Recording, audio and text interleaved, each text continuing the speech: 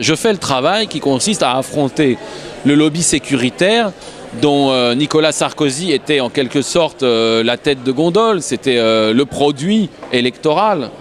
Mais ça n'était pas simplement Nicolas Sarkozy. Avec lui, autour de lui, s'est constituée toute une série de forces, alors des soi-disant experts, des entreprises. Il y a beaucoup d'entreprises qui vivent de la sécurité en France, soit qu'elles soient directement des entreprises de sécurité privée, soit qu'elles fournissent les forces de sécurité publique, des médias qui se sont fait une spécialité de la question de l'insécurité. Tout ce petit monde a petit à petit construit un discours sur la sécurité, qui est le discours sécuritaire, qui se caractérise par sa totale inefficacité pour lutter contre la délinquance et le crime. Ce n'est pas son objectif. Son objectif est de prospérer comme un secteur idéologique et industriel. Bon. Et il faut le traiter parce que les questions de sécurité sont des questions politiques.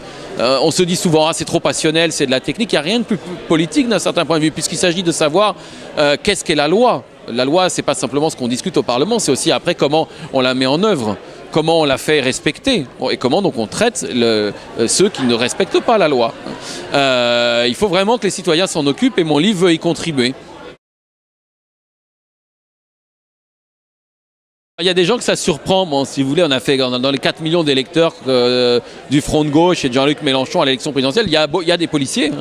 Donc le Front de gauche existe dans les forces de police, de gendarmerie, mais c'est vrai que la parole politique, publique sur ces questions, même quand elle se présente comme une parole technique, a été monopolisée par quelques-uns. Chacun verra que le Front de gauche a des propositions, qu'elles sont sérieuses, qu'elles tiennent la route bien davantage que les constructions idéologiques des sécuritaires.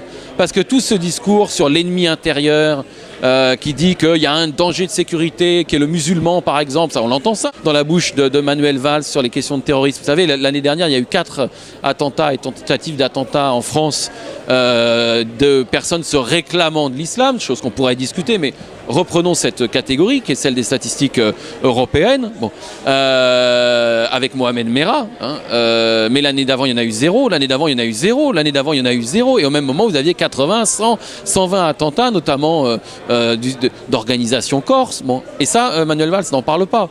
Donc on voit bien qu'il y a des choses qui sont fabriquées, non pas parce que c'est la réalité sécuritaire, mais parce que derrière il y a des intentions politiques de fabriquer cet ennemi intérieur dont aujourd'hui il considère que c'est le vocabulaire normal de la police, de traiter une partie de nos concitoyens en ennemis. Non, non. Même quand les gens sont délinquants, ce ne sont pas des ennemis. Et nous disons des choses qui sont beaucoup plus en rapport avec la réalité du terrain. La conclusion à laquelle j'arrive, c'est qu'il est nécessaire d'avoir une révolution citoyenne dans la police pour rompre avec ce qu'on voit se mettre en place, c'est-à-dire une police de plus en plus coupée de la société, dans des rapports qui sont des rapports quasiment de guerre de bande dans un certain nombre de quartiers, entre un certain nombre de jeunes, plus ou moins engagés dans des carrières délinquantes, et des policiers d'unités spéciales comme les BAC, qui viennent régulièrement se combattre, se jauger. Bon. Et il faut sortir de ça, qui est une logique... au bout, il y a la logique de la militarisation. C'est-à-dire, et la police n'est plus un service public. Un service public traite de la même manière chacun. Là, il s'agit de traiter les habitants des quartiers populaires de la même manière que ceux des autres quartiers. Donc quand ils ont besoin de police secours, d'y aller.